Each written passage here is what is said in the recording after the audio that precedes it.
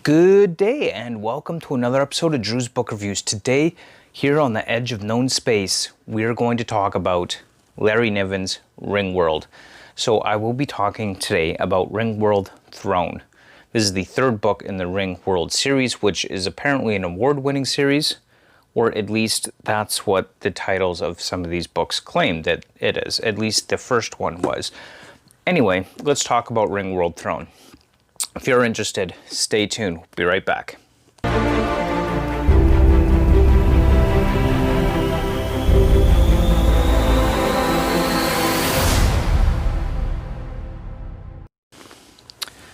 So, Ringworld, the Ringworld Throne, Book 3 of Larry Niven's Ringworld series.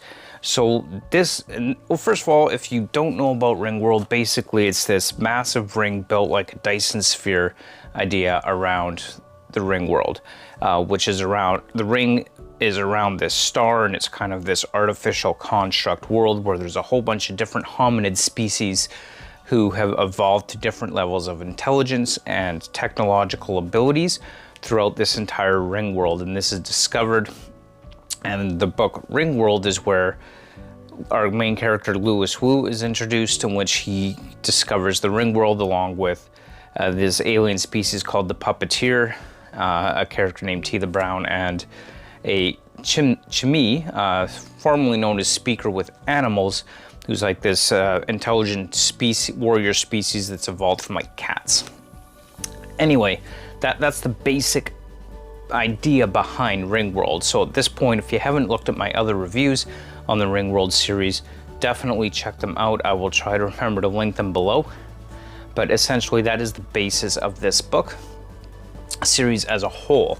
So in Ringworld Throne, Louis Wu, of course, is back on the Ringworld along with Chimie, formerly known as Speaker to Animals. Now Chimie basically disappears in this book. It's mentioned a few times, but really doesn't seem to serve much of a purpose in this book. So I'm not even sure why the character was there, to be honest with you. But Louis Wu is basically working with the Puppeteers in order to save the Ringworld once again. In the last book, they saved the Ringworld from crashing into its own sun, and now they're trying to save the Ringworld from what is supposed to be these outside invaders, which I don't know what happened with that. It didn't really seem to hold my interest. It's hard to find some really good things to say about this book at this point. And it's not that it was absolutely horrendously, horribly terrible, but the basic storylines were good, and I certainly did enjoy them. And then our other storyline is with a character named Vala Virgilin. We'll just call her Vala for now. Anyway, she is the leader of a group called the Machine People. She's a leader from the Machine People, and she's uniting the different hominids around the Ringworld to fight the threat of another hominid species called the vampires. So we have vampires in this book. I mean, science fiction book on a fake world with vampires. Great concept, right? This is going to be really interesting. It should be really interesting, but it wasn't. It just kind of fell really flat for me. The characters, not really caring for the characters at all. They're okay, they're not great. I just had a kind of a hard time saying that I really enjoyed this book for several different reasons, because the characters just weren't characters that I could come to really care about, and maybe because it had a hard time holding my interest in the story, that at times I was just like, wait, how did we get here? Because it just wasn't something that was all that interesting to me as I was reading it. And that's kind of the downside of maybe Larry Niven's writing style. It's probably just his style, because a lot of people have liked the Ringworld. I don't understand why it's liked as much as I've heard it. I've heard so many things saying, it's so good, it's so good. And just some of like the technology pieces that were put into this science fiction book aren't really explained. It's just, the words are used, like web-eye is just used. But there's really no understanding of what a web-eye is. At least it's not explained very well, to the point where I'm just kind of breezing past it like whatever, right? But I don't really know what it's talking about with that. I mean, I got the basic gist of it. of what a WebEye is. It's like this probe that collects data and information or whatnot. Just the way that it is described in the book, it's not really described at all. It just talks about characters using the WebEye as if we should already know what it is from the start, and a few technological pieces here and there. So really kind of fails to engage the reader with an understanding of what's being talked about in a lot of cases. One of the other things I'm finding with this book is that it seems inordinately obsessed with what the story refers to as Rithshara, and I think I'm pronouncing that right. But that's basically sex. Every single hominid species in this world, the moment they meet, it's all about, hey, do you do Rithshara? Want to do Rithshara? Let's have Rithshara. How do you do Rithshara? Can you Rithshara? And it's always comes back to, it's all about sex.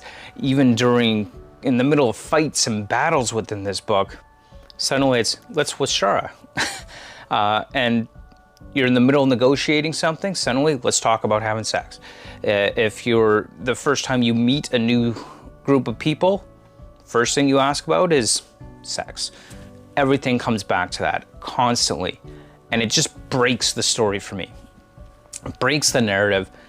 At one moment we're talking about the vampires, next we're talking about Rithshara, then we're going back to the Protectors with Louis Wu and our main characters, and then we're talking about the Protectors, then it's back to Rithshara, then it's back to the vampires, and there just doesn't seem to be any good story flow. That it seems to break it up a lot there. So those were just kind of my problems with this book and made it difficult to enjoy. And while the concept of the story is really, really good, the flow of the story, the way the story is told and the style of writing just hasn't been doing it for me. But the problem is I'm a bit OCD about having unfinished books on my shelf. Definitely, I probably won't be buying any more Larry Niven books, but I've still got Ringworld's Children as the fourth and final book in this series, which I'm going to read and review. And maybe I really shouldn't. Maybe I should learn how to DNF a series. I don't know. But it's going to drive me bonkers having that on my shelf and not completing the series. So I'm definitely going to finish the Ringworld series, but I really can't see myself ever rereading it or ever continuing on with other Larry Niven books, because I'm just not enjoying the style in this one. And maybe you will enjoy it. Maybe you liked it. I don't know. But I know that I'm certainly not enjoying the style and writing for this series at least. So those are just some of my thoughts on Ringworld Throne. I gave it 2-star review on Goodreads, which basically means I didn't like it. Maybe you do, but I didn't. So those are my thoughts there on Ringworld Throne. And, let me know what you thought. I'm sure that there's got to be somebody out there that really enjoyed this series, even though I didn't. And, I would love to hear why you liked it or what you liked about it, or if you didn't like it, let me know in the comments down below. I'm always happy to read your comments and have that discussion. And as always, thank you so much for watching. I hope you enjoyed this video review, and definitely we will see you next time on the next episode of Drew's Book Reviews. Until then, keep on reading, and don't forget to like, comment, and subscribe. Bye.